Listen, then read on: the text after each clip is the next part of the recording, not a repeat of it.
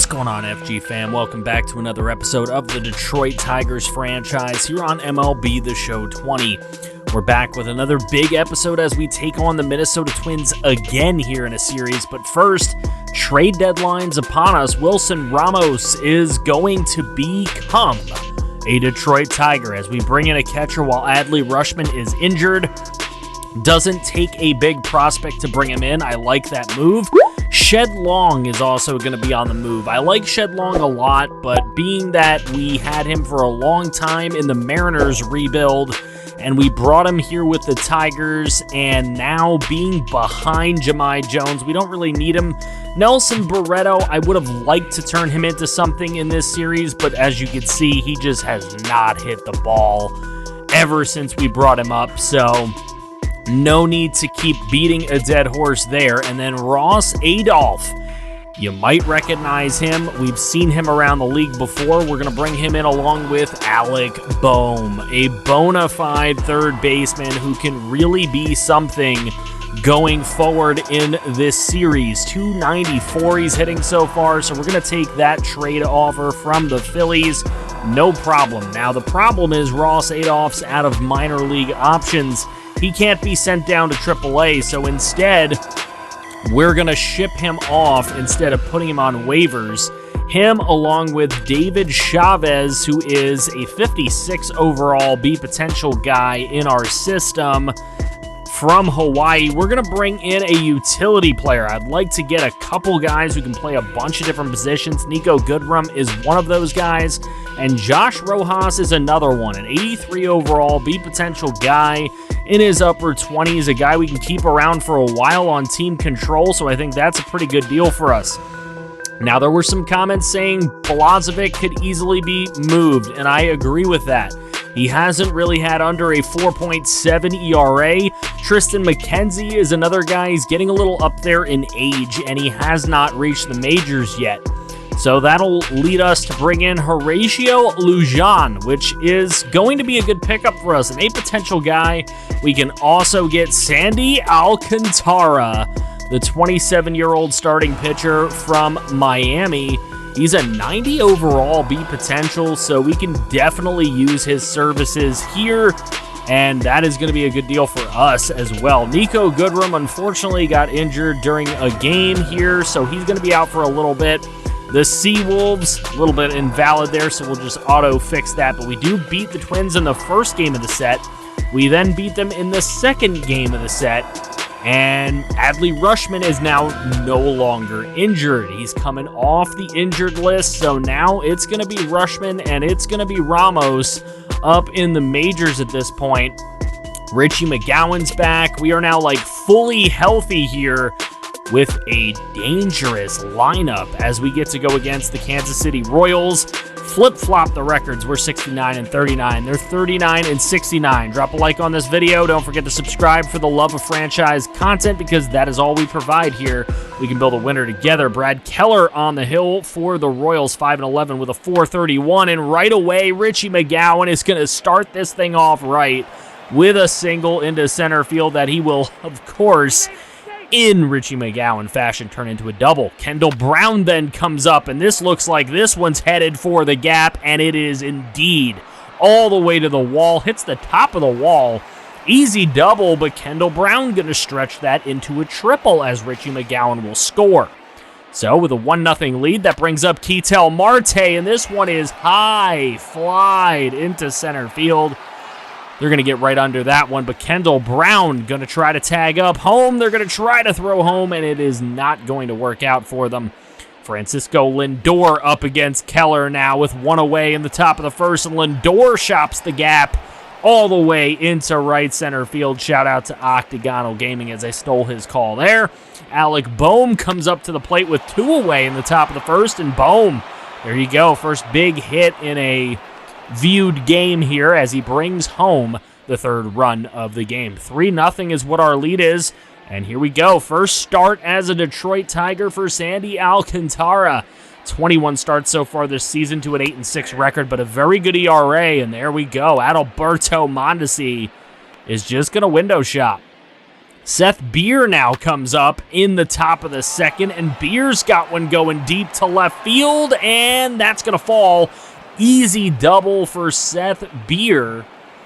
And in the top of the second, we threaten again. Jahmai Jones takes one deep to right center field, and that one is also going to get over the glove. That one will be a ground rule double. 16th double of the year for Jahmai Jones. Lindor comes up again, right back into another gap, this one in the left center field gap. And that's going to bring home the 5th run and the 6th run for our Detroit Tigers. At 6-0, they're going to bring in Eric Skoglund. They're already going to the pen. 4-0 he is on this season, but a 4.55 ERA. And kind of equally bad against righties and lefties. He's going to face Josh Donaldson, and Donaldson singles into right. Runners on the corners as we continue in this top of the second. Alec Bohm comes up, and Bohm rips one into center field. Unfortunately, a little too much air under it, and that will end the threat in the top of the second. But no worries. We're up 6-0. Kendall Brown in the top of the 4th finds a way to get a gapper into left center field, and that is going to easily score Richie McGowan all the way from first base, making it 7-0.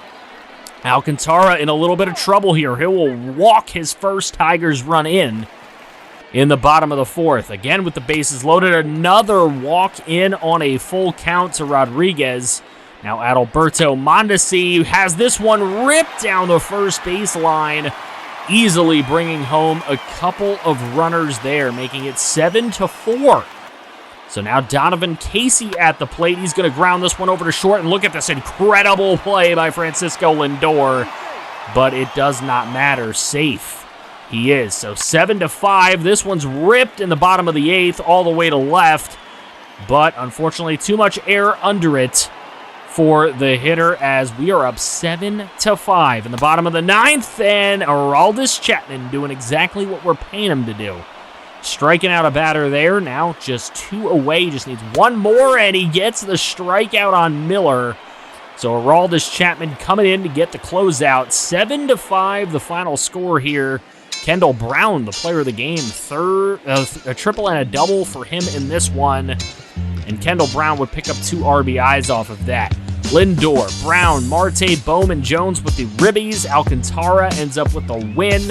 A 2.52 ERA is what he goes to after giving up 4 earned runs. Mondesi, Rodriguez, Casey, and Witt Jr. with the RBIs for Kansas City. 1 2/3 only for their starting pitcher, Keller. We continue giving them a beating as we take 3 straight games against them. We lose the 4th game of the set to avoid the sweep. Now we go into this Toronto series, and Carlos Martinez was hurt for a little bit, but he is good now. So we fix that. Rolando Chapman comes back in AAA. We win the first Blue Jay game and the second Blue Jay game, 9-7 and 6-1 respectively. Then into the third Blue Jay game, of course, we always fail to get the sweep. That's what we've done all month long. Look at that. Could have swept the Twins, didn't. Could have swept the Royals, didn't. And could have swept the Blue Jays, and didn't. Then we go into another Kansas City Royals series, and we have another chance for a sweep after an 11-8 and 6-4 victories. Then we win 4-0 to finally get a sweep. Now taking on the Seattle Mariners in a 4-game set. They have not been a good team this year. We take the first 2 games quite easily against them, a chance for a sweep, and that is where we're going to go in and take a look. They have quite a few cold batters and quite a few guys that, I don't know. I don't really recognize this Mariners roster all that well. 38 and 83 is their record. We are 79 and 41, one of the best teams in all of baseball. And this man's a part of the reason why. 12 and 4 with a 3.39 ERA. He's pitched very well for us this year, 151 strikeouts. And he will go against Manuel Gomez, who is a 3.95 ERA, but just not getting any run support. He's 5 and 11 on the year. With the bases loaded, Martinez gets out of it. And that is just a beautiful strikeout to keep us going here. Jared Kelenic has a chance to bring in some runs, and that will inexplicably get by second base. to give Seattle a 1-0 lead in the top of the third. Continuing in the top of the third, it's Evan White. This one dribbled over to first, throw it on to second and back to first for the double play. Nico Goodrum in the bottom of the third. Big hit down the right field line all the way into the corner, careening off the wall, and that is going to be a 1-1 tie thanks to Nico Goodrum's RBI double. So continuing, still in the bottom of the third, it's Kendall Brown up now. Chance to bring it home Nico Goodrum, but he's not able to on the fly ball. He's going to tag up, and Nico Goodrum will get eventually to the plate. Jahmai Jones with 2 away in the bottom of the fourth. This one is hit deep to left field, and Jahmai Jones ropes it out of the park. A big 3-run shot for Jahmai Jones, 14th home run of the season.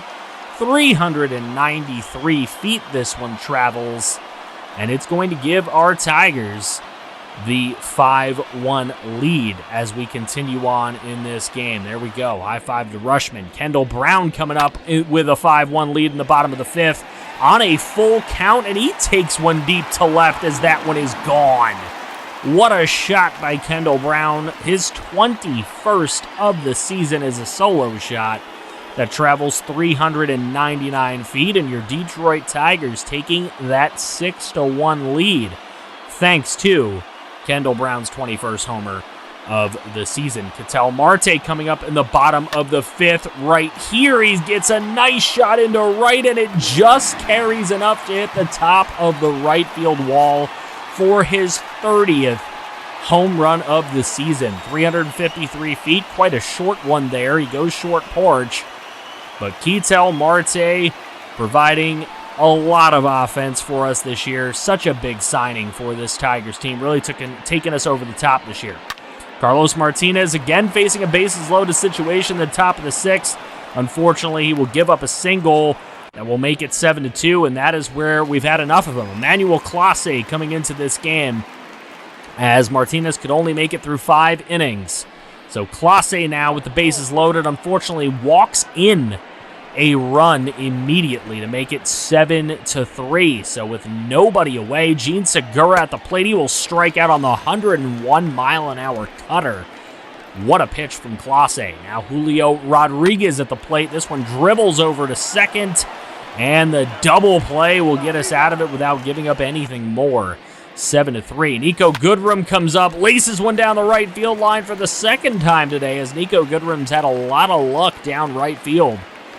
And that double keeps it 7-3 here. Kendall Brown ripping one into right field, and it is out of here. No chance of bringing that one back.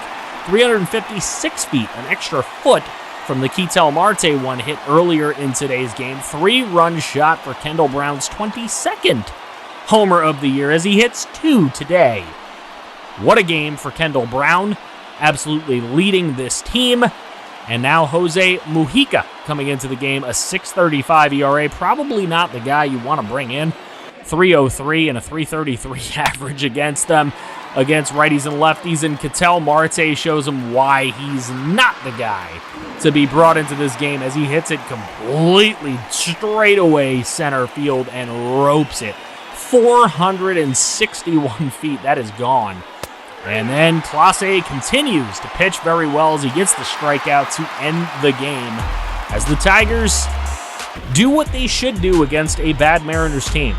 Absolutely light them up. 2 home runs, 5 RBIs for Kendall Brown on the day. He gets 5 of the 6 total RBIs. Carlos Martinez gets the win, 5 innings pitched with 3 runs given up.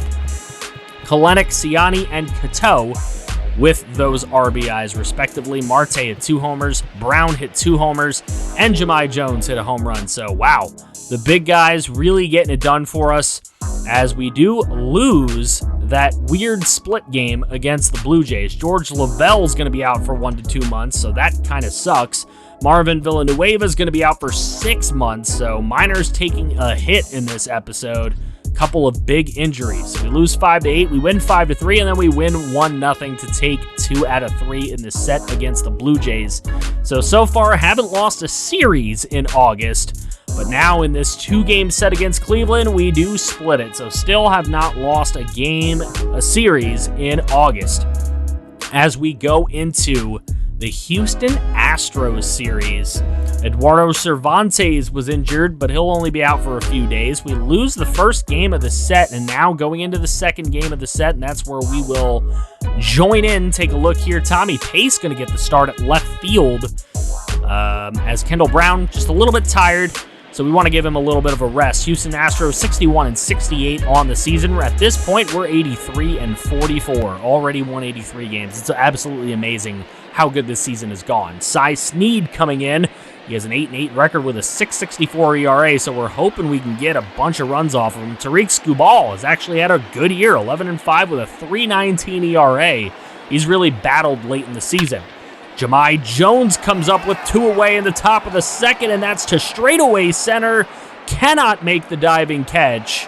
And Jahmai Jones all the way into third with an RBI triple against these Houston Astros. Now Dominic Smith comes up against Skubal with already 2 on with 1 away in the bottom of the fourth.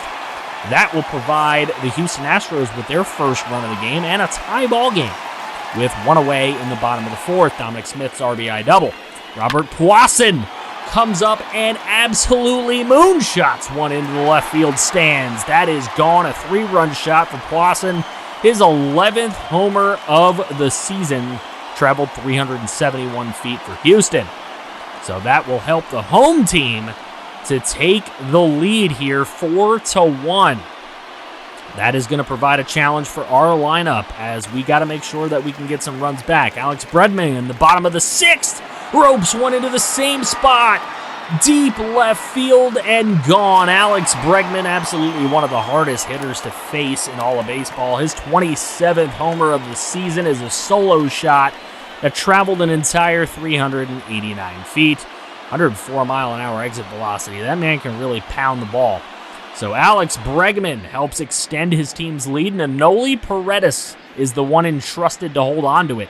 A 6.69 ERA with a 3.33 average against righties. Good thing he's facing a lefty. Actually, not a good thing, because Adley Rutschman, back off the DL this month, is looking to make up for lost time. His 12th homer of the year is a 2-run shot that travels 407 feet off of Paredes and helps the Tigers to lower that lead from 5-1 to 5-3. Now Altuve coming up with 2 on. Runners on the corners here with 1 away in the 7th.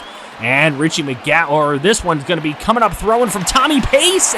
And Tommy Pace, what a throw from left.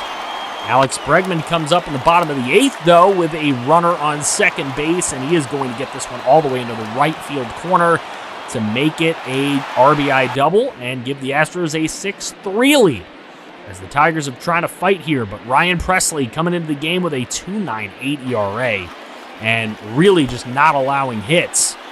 So this one going to get away, and that will be the final out of the ball game. Ryan Presley does what he is brought in to do. He closes it down. Alex Bregman, the player of the game, he goes 3 for 3 against us with a homer and a double. Cy Snead, 6 innings pitch, only 1 earned run. He pitched better than he's pretty much pitched all season. Tariq Skubal with a decent outing ends up with the loss. Rutschman, the only home run today. He had 2 RBIs. Jones with the other one for us. Skubal, 5 1/3, gives up 5. Then for the Astros, Bregman and Puason with the homers. And Snead goes to 9-8 with a very good outing for himself. So, only a chance to split in this series, but we lose the first 3 games. We make sure we don't get a sweep, so there we go. First loss series in August, as now we will take on the Tampa Bay Rays. Seawolves are 2 games out of the Eastern League Western Conference, or I don't know, is it the Eastern League? I don't know, it's something like that.